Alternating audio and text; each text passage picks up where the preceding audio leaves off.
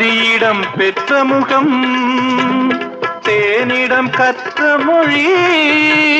தேரிடம் கற்ற நடை எழுதா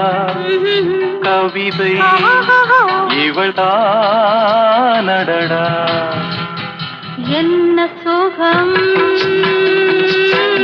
என்ன சுகம்